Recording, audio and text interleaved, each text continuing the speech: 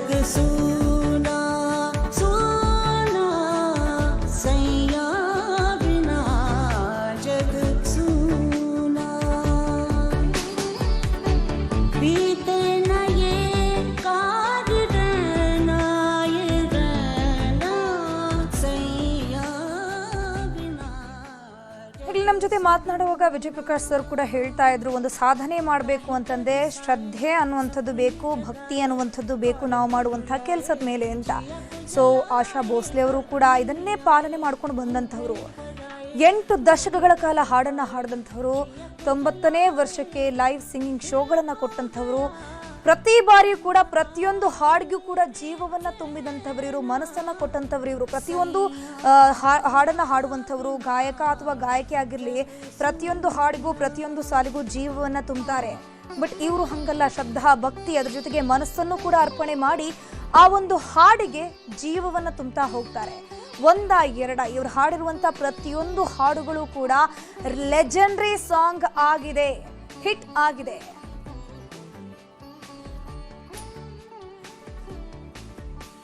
ಇದ್ರ ಬಗ್ಗೆ ನಮ್ಮ ಜೊತೆ ಮಾತನಾಡೋದಕ್ಕೆ ಗಾಯಕ ಅಲೋಕ್ ಅವರು ದೂರವಾಣಿ ಸಂಪರ್ಕದಲ್ಲಿ ಜಾಯಿನ್ ಆಗಿದ್ರೆ. ಅಲೋಕ್ ಸರ್ ನಮಸ್ತೆ. ಸಂಪರ್ಕ ಕಡಿತಗೊಂಡಿದೆ. ಮಹಾರಾಷ್ಟ್ರದ ಸಾಂಗ್ಲಿಯ ಗೋಲ್ ಗ್ರಾಮದಲ್ಲಿ ಜನನ ಆಗತ್ತೆ. 1933ರಂದು ಸಂಗೀತ ಕುಟುಂಬದಲ್ಲಿ ಜನನ ಆಗೋದು. ಪಂಡಿತ್ ದೀನನಾಥ್ ಮಂಗೇಶ್ವರ್ ಅವರ ದಂಪತಿಗೆ 3ನೇ ಮಗಳಾಗಿ ಇವರು ಜನನ ಹೊಂದ್ತಾರೆ.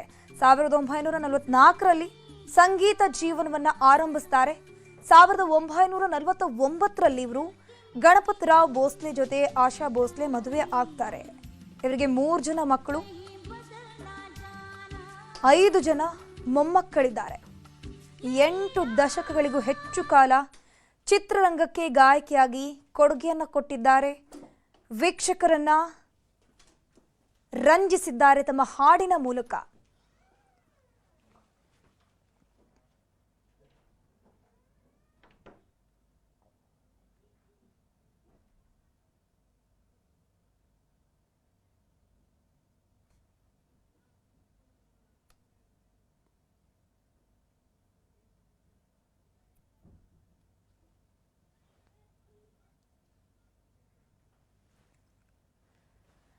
ಎರಡು ರಾಷ್ಟ್ರೀಯ ಚಲನಚಿತ್ರ ಪ್ರಶಸ್ತಿಗಳು, 4 BFIA ಪ್ರಶಸ್ತಿಗಳು, 7 ಫಿಲ್ಮ್ಫೇರ್ ಪ್ರಶಸ್ತಿಗಳು ಸಿಕ್ಕಿದೆ. ಗಿನ್ನಿಸ್ ದಾಖಲೆಯನ್ನ ಮಾಡಿದ್ದಾರೆ. ಸಂಗೀತದಲ್ಲೂ ಕೂಡ ಗಿನ್ನಿಸ್ ದಾಖಲೆಯನ್ನ ಮಾಡಬಹುದು ಅಂತ ತೋರಿಸ್ಕೊಟ್ಟಂಥವ್ರು. ಹೇಗಂತಂದ್ರೆ ಬರೋಬ್ಬರಿ 12,000 ಹಾಡನ್ನ ಹಾಡಿದಂಥವ್ರು. 70 ವರ್ಷ ಆದ್ರೇನು, 80 ವರ್ಷ ಆದ್ರೇನು, ಧ್ವನಿ ಅನ್ನುವಂಥದ್ದು ಯಾವತ್ತಿಗೂ ಜೀವಂತವಾಗಿರಬೇಕು, ಜೀವಂತವಾಗಿರುತ್ತೆ ಅನ್ನೋದನ್ನೇ ನಂಬಿಕೊಂಡು ಬದುಕಿದಂಥವರು ಆಶಾ ಭೋಸ್ಲೆಯವರು. ಜವಾನಿ ಜಾನೆಮನ್ ಇರಬಹುದು, ಓ ಹಸೀನಾ, ಈ ಎಲ್ಲವೂ ಹಾಡುಗಳು ಈಗಲೂ ಕೂಡ ತುಂಬ ಜನರು ಕೇಳ್ತಾರೆ. ಆ ಹಾಡಿನ ಪ್ರತಿಯೊಂದು ಸಾಲಿಗೂ ಕೂಡ ಜೀವನ ತುಂಬುವಂಥದ್ದು.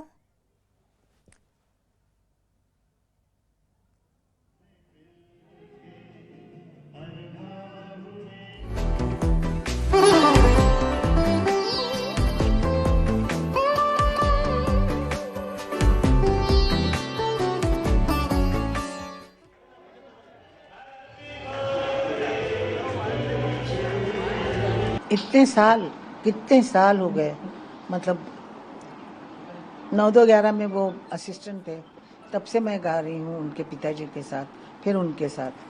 बहुत ನಮ್ಮ ಜೊತೆ ಮಾತನಾಡೋದಕ್ಕೆ ಗಾಯಕ ಅಲೋಕ್ ಇದ್ದಾರೆ. ಸರ್ ನಮಸ್ತೆ.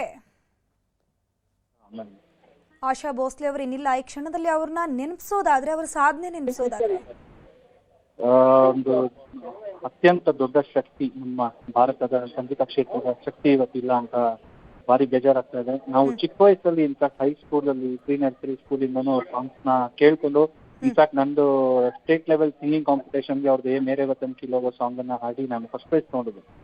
ಅದೆಲ್ಲ ನಕ್ಕ ಬರತ್ತೆ ಇವಾಗ ಕೇಳಿದ್ರೆ. ಭಾರಿ ಬೇಜಾರಾಯ್ತು ಕೇಳಿ.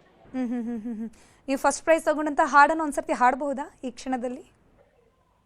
ये मेरे वतन की लोगो जरा आँख में भर लो पानी, जो शहीद हुए हैं उनकी जरा याद करो कुर्बानी. Thank you sir, thank you very much News 18 ಜೊತೆ ಮಾತನಾಡಿದ್ದಕ್ಕೆ.